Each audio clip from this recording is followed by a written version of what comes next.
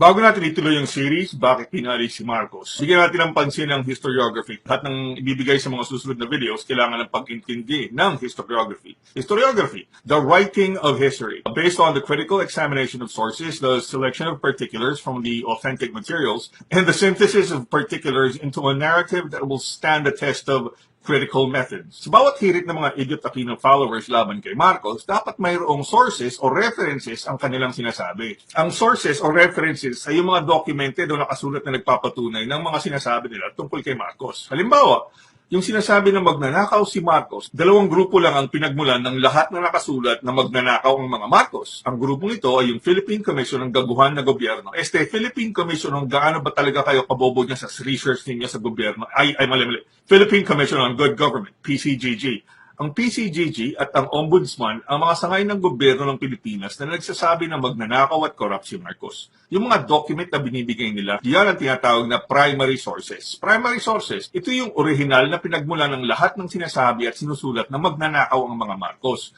Ang problema ng PCGG sa primary sources nila, may political agenda. Ibig sabihin, alam natin na lahat ng sasabihin nila laban kay Marcos. Okay, pagpalagay na natin na sinaniban ng lahat ng santo ang mga nasa PCGG, at hindi sila laban sa mga Marcos ang PCGG. Sa batas ng Pilipinas at sa kahit na anong sangay ng gobyerno, innocent until proven guilty. Ibig sabihin, dapat patunayan ng PCGG na talagang magnanakaw ang mga Marcos bago nila sabihin na corrupt at magnanakaw ang mga Marcos. Ika nga sa Constitution, 1987, okay?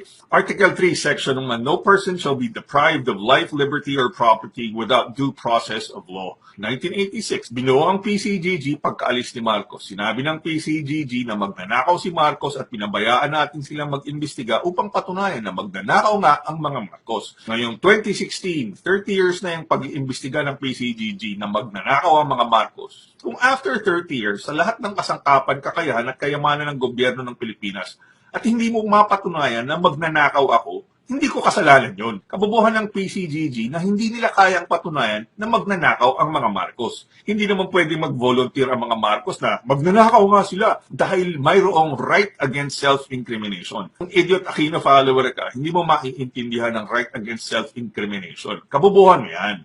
Uulitin natin, kung after 30 years, sa lahat ng kasangkapan, kakayahan at kayamanan ng gobyerno ng Pilipinas at hindi mo mapatunayan na magnanakaw ang mga Marcos, hindi ko kasalanan yon. Kabubuhan ng PCGG na hindi nila kayang patunayan na magnanakaw ang mga Marcos. Hindi lang passage of time na 30 years ang kabubuhan ng PCGG. Meron din statistical support ng kabubuhan ng PCGG. 900 cases ang isinampa laban sa mga Marcos. May natitira pang mga 10 or 12 court cases na dapat bigyan ng desisyon. Kung 30 years na yung kaso ng mga Marcos, out of 900, walang mapanalong court cases ang PCGG. Hindi na kasalanan ng mga Marcos na hindi kayang patunayan ng PCGG na magnanakaw ang mga Marcos. Yan, yung percentage na sinasabi, 1 out of 100, 1%. 10 out of 100, 10%. 90 out of 100, 90%. Nothing out of 900 court cases. Gaguhan na yan. Kabubuhan na yan. Numbers ulit. 30 years, wala. 900 court cases, wala. So ano hinihintay niyong mga Idiot Aquino followers sa PCGG? Bababa si Kristo galing sa langit tapos bibigyan kayo ng papeles ang PCGG na magpapatunay na magnanakaw ang mga Marcos? Pabalik tayo sa punto ng historiography.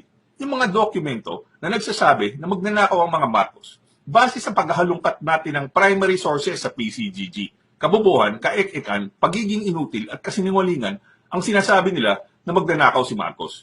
Kung gusto mong ipilit ang kabubuhan mo bilang Idiot Aquino follower, lagpas ng 900, at magbabaka sakali ka na yung natitirang 10 or 12 na kasong magpapatunay na magnanakaw ang mga Marcos, insanity mo yan. Walang due process after 30 years at 900 lost court cases ang PCGG. Puro guilty na nagnanakaw ang mga Marcos. Yung PCGG at ang mga Idiot Aquino followers, pinatunayan nyo lang na mangmang kayo sa batas at ang pagiging inutil ninyo sa batas ang dapat masunod. Ang isa pang tanong sa PCGG, yung pinapakita nila na alahas raw ni Imelda na ginto, perlas, diamante at iba pa, kung talagang pagmamayari ng mga Marcos yung alahas na yan, kanila yan. Saan ka ba naman nakakita ng kaso na hindi pa napapatunayan ng PCGG na ninakaw ng mga Marcos Pero, ipipilit pa rin ng mga bobo sa PCGG, sa gobyernong Idiot Aquino at yung mga Idiot Aquino followers na nagnanakaw nga ang mga Marcos. Walang due process ayon sa saligang batas. Tapos, kukunin ng PCGG yung alahas ni Imelda. Eh di hindi si Imelda ang magnanakaw, kundi ang PCGG. Kailan pa naging judge, jury at executioner ang PCGG? Kapag sinabi ba ng PCGG na magnanakaw ang mga Marcos, automatic magnanakaw na ang mga Marcos. Kung inutil ka na bobong Idiot Aquino follower tulad ng mga nasa PCGG, yung sagot mo sa tanong na ito ay oo. Kaya ka nga idiot kasi hindi mo alam ang due process. Ito ang historiography ng primary sources na magnanakaw raw ang mga Marcos.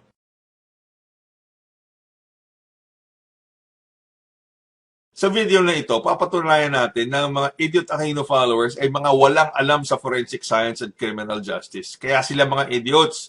At gagamitin natin ang history, Constitution ng Pilipinas, forensic science at criminal justice upang mapatunayan na ang martial law ay hindi masama. Ang martial law ay batas militar sa Filipino, hindi batas ng lipunan ng sinusunod, kundi batas ng military tulad ng army or armed forces ng isang bansa. Sa kasaysayan ng Pilipinas, ang martial law ay nasa 1935 Commonwealth Constitution. Itong saligang batas na ito ang ginamit ni Marcos upang itatag ang martial law noong 1972. Base sa kasaysayan, kahulugan ng martial law sa 1935 Constitution, hindi masama ang martial law at naaayon ito sa saligang batas.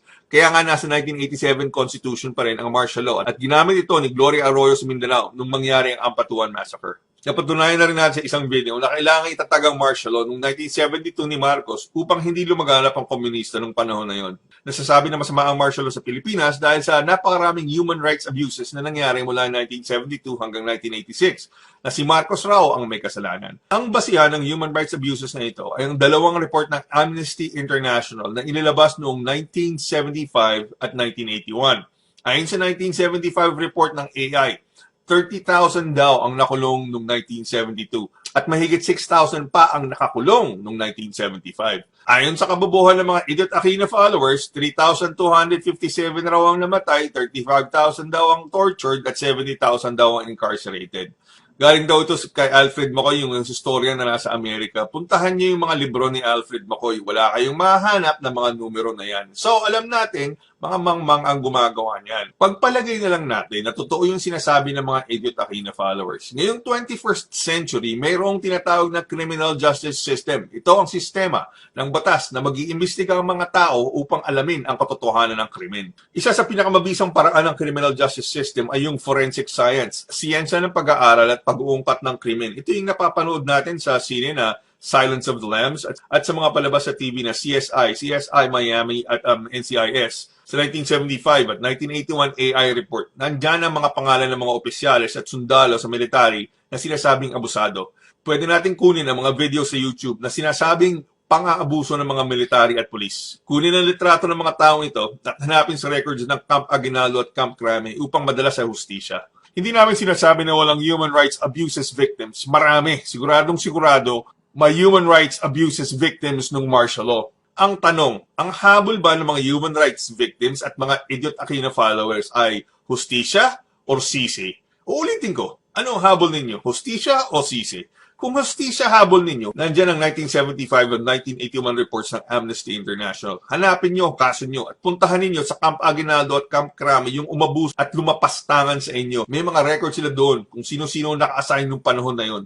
Kung hustisya habol ninyo, nandiyan pa si Fidel Ramos, Juan Ponce Enrile, Estelito Mendoza, si Gringo Honasan nakasama sa class of 1971 ng PMA, si Ping Lacson, yung si What's His First Name Trillanes at yung mga mista nila at mga kasama sa military at police. Gusto nyo ng hustisya? Puntahan nyo si Eta Rosales at si Chito Gascon ng Commission on Human Rights. Sabihin nyo, sabi ni Flip and Flips, gamitin natin ang forensic science yung mga human rights victims at dalhin sa hustisya ang mga abusadong military at police. Kaso, ayaw nyo ng hustisya. Ayaw ng mga Idiot Aquino followers ng hustisya. Parang yung nangyari kay Ninoy Aquino. Alam natin kung sino nagbantay sa kanya sa Fort Bonifacio. Alam natin na wala siyang ginawa sa Harvard University. Alam natin mayroong security video sa Naya nung binaril si Ninoy.